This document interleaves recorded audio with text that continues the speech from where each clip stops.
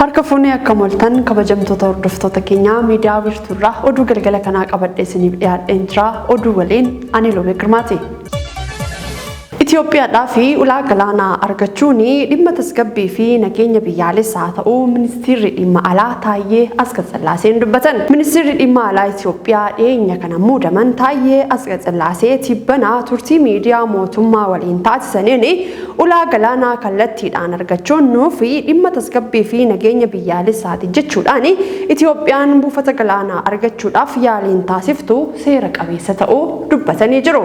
Ambaasaadder Taayyeen hojii dippiloomaasii bal'aa hojjetameen hawaasni addunyaa fedhiin Itoophiyaan ulaa galaanaa argachuudhaaf qabdu akka hubatan taasifamuu kan himanii fi ji'oota darban keessatti dhugaa jiru hubachuudhaaf hojiiwwan dippiloomaasii bal'aa hojjetamaa turaniirus jedhanii jiru. Akka biyya of danda'e tokkotti Itoophiyaan diinagdee jabaa daldala tasgabbaa'een deeggaramuu barbaaddi kan jedhan Taayyee Asqasillaaseen Itoophiyaan ulaa galaanaa argachuudhaaf carraaqqiin gootu haala qabatamaa faallaa akka hin taane ibsanii jiru.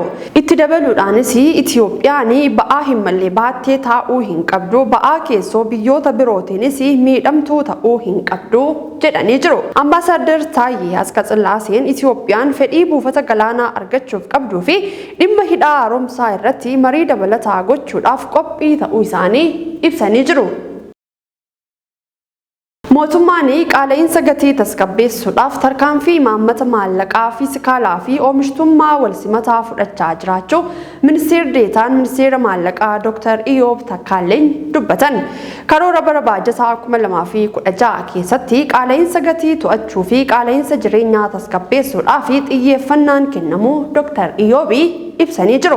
Tarkaanfii imaammata walsimataa fudhachaa jiraachuu heeruudhaan baankiin biyyaalessaas fooyya'insa imaammataa maallaqaa taasisuudhaan murtiiwwan jajjaboo dabarsuus himanii jiru. Daddabarsa maallaqa olaanaa ta'ee daangessuu, dandeettii liqeessuu mootummaa daangessuu, dandeettii liqeessuu baankota dhibbentaa 14 akka hin dabarre ta'uu isaas himanii jiru. Sakatoota nyaataa irratti qaala'insa gatii mul'atu furuudhaaf fi oomishaa fi oomishtummaa guddisuudhaaf sirna daldalaa fooyyessuun murteessaa ta'uu isaa kan heeranii fi hojiirra oolmaa fooyyessa diinagdee biyya keessaa lammaffaadhaan guddina oomishaa fi fooyya'insa sirna daldalaaf xiyyeeffannaan kennameeras jedhanii jiru. Qaala'insa gatii fi qaala'insa gatii waaraan furuudhaaf fi gatii lammiilee guddisuu, gatii oomishaa irratti hir'isa gatii taasisuudhaan jijjiiramoonni mul'achaa jiraachuu kan dubbatanii fi dhumarrattis naannoleenis oomishtummaan akka guddattuu fi daddabarsa oomishaa fi walta'insaan hojjechuu akka qaban ibsanii dhaabbileen to'annoo daldalaas daballii gatii hin malle bittaa fi gurgurtaa oomishaa irratti taasifamu to'achuun tasgabbii qaala'insaaf gahee isaanii akka baatan gaafachuus heeranii jiru.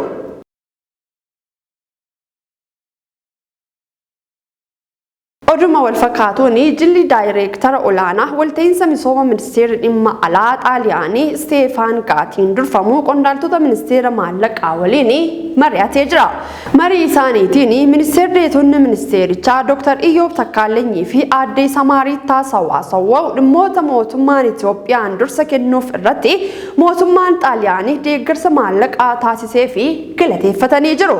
Qindeessa qonnaa anniisaa carraa hojii uumuu oomishtummaa bunaa fooyyessuu fi funcaa sonaa guddisuu misooma magaalotaa fi walta'iinsa misoomaa babal'isuudhaaf piroojeektoota gaggeeffamaa jiran saffisiisuu fi itti dhiyeenyaan hojjechuudhaaf fedhii qabaachuu jilichaaf ibsanii jiru. Dabalataanis Xaaliyaaniin pirezidaantii biyyoota garee ja'aa waan taateef kaffaltii qabeenya qilleensaa fi maatii pilaan karoora bara 2023 mootummaa Xaaliyaaniin ifoomee misooma Afrikaaf akka hojiirra oolu taasisuudhaaf fedhii misoomaa Itoophiyaa deeggaruudhaaf waadaa galanii jiru. Biyyoonni lameen faayidaa walootiif walitti dhiyeenyaan hojjechuudhaaf sararoota hariiroo qabanii cimsuudhaaf waliigalteerra ga'uu ragaan ministeericharraa argame ni mul'isa. Naannoo Oromiyaatti baranaa tajaajilli taarifaa fi tikkeettaa dijitaalawaan buufataalee konkolaataa 150tti hojiirra ooluudhaaf ta'uu eejensiin geejjibaa Oromiyaa beeksise. Hoogganaan eejensichaa obbo Daani'eel Chirannat akka jedhanitti damee geejjibaa irratti hanqinni bulchiinsa gaarii fi naamusaa bal'inaan kan mul'atudha kan jedhanii fi buufataaleen konkolaataa naannichatti argaman madda komii uummataa ta'aa dhufuu himuudhaan rakkoo kana hambisuuf ammoo tajaajila buufataalee konkolaataa gara dijitaalawaatti jijjiiruudhaaf hojjetamaa akka jiru dubbatanii jiru.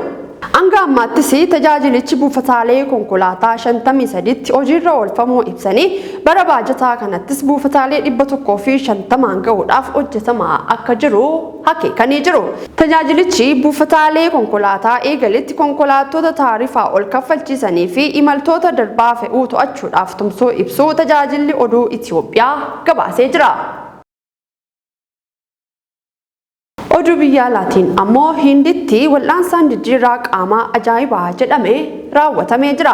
Jijjiirraan kun akkuma kanaan dura tiruu kalee yookaan qaama biroo jijjiiruu utuu hin taane jijjiirraan kun qaama harka namaa kan hojjetame yoo ta'u aartisti balaan harka isaa dhabee fi harki nama biroo jijjiiramee jira. Dubartiin duraan itti gaafatamtuu mana barumsaa beekamaa kutaa kibba Hindii turte tokko ergan du'ee booda qaama koo namoota barbaadaniif kennaa jechuudhaan waadaa seentee kan turte yoo ta'u haaluma kanaan tiruu ishee dabalatee qaamonni ishee biroos namoota barbaadanii fi jijjiiramanii jiru. Kana hunda gidduutti namni balaa baaburaan harka isaa lamaan dhabe tokko aartistii yoo ta'u harka isaa dhabee kan jiruu fi harki isaa immoo akkaan kan isa barbaachisu ta'uun isaa beekamaadha. Kana arguudhaan hakiimonni hospitaala Hindii Siir Gangaraam jedhamu nama ganna 45 fakkii kaasu ganna 45 kana hospitaala isaaniitti waamanii baqaqsanii yaaluudhaan sa'aatii 12 ol kan itti fudhate yoo ta'u harka isaa jijjiiruudhaan milkaa'ina jalqabaa raawwachuu danda'anii jiru. Abdii haaraa aartistii kanaaf kan kennanii fi akkasumallee argannoo haaraa damee yaala biyyattii keessatti argamsiisanii jiru. Doktoroonni kun baqaqsanii yaaluun kun baay'ee rakkisaa akka ta'ee fi ujummoo dhiigaa, maashaa fi narvii hundaa harka arjoomtotaa fi harka fudhataa gidduutti walitti hidhuu kan of keessaa qabu ta'uu isaas ibsanii jiru. Ammaan kana aartistichi fayyaa guutuu kan qabu yoo ta'u guyyoota muraasa dura hospitaala bahuu isaa Times Now gabaasee jira. Sudaanii sooma Ramadaanaa kana keessatti waraana cimaadhaan raafamaa jiraachuutu gabaafame. Sudaanitti yeroo soomni Ramadaanaa eegaletti humnoota wal waraanaa jiran lama dhukaasa akka dhaaban mana maree nageenyaa dhaabbata mootummoota gamtoomanii hubachiisu kaleessaa eegalee magaalaa Kaartuumitti raayyaa ittisa Sudaanii fi humnoota deeggarsa saffisa gidduu walitti bu'iinsa cimaa eegaluu miidiyaaleen biyyattii gabaasanii jiru. Waraanni raayyaa Sudaan kaaba Kaartuum magaalaa Alkaadrootti humnoota deeggarsa saffisa waliin wal waraana jiraachuu kan beeksisee fi waraana gaggeeffamaa jiru kanaan konkolaattonni RSF 7 fi konkolaattota boba'aa 2 barbadeessu konkolaattota siivilii humnoota deeggarsaa saffisiisan saamanii turanii hojii ala taasisuu fi meeshaalee waraanaa gurguddaa barbadeessuu ibsee jira. Waraanni humnoota lamaan gidduu eebila bara 2023 magaalaa guddoo biyyattii Kaartuumitti erga eegalee booda ji'oota itti aanan keessatti gara kutaalee biyyattii hundatti babal'atee jira. Aga ammaatti namoota gara 15,000tti dhiyaatan lubbuu isaanii kan dhaban yoo ta'u kanneen 33,000 ol ta'an irratti ammoo miidhaan gahee jira. Kan hordofaa turtan miidiyaa wiirtuurraa oduun galgala kanaaf qabannee dhiyaanne kana fakkaata. Yeroo gaariin waliin qabaattaniif ulfaadhaa jechaa miidiyaa wiirtuurraa qophiilee afaan waliin turtii gaarii.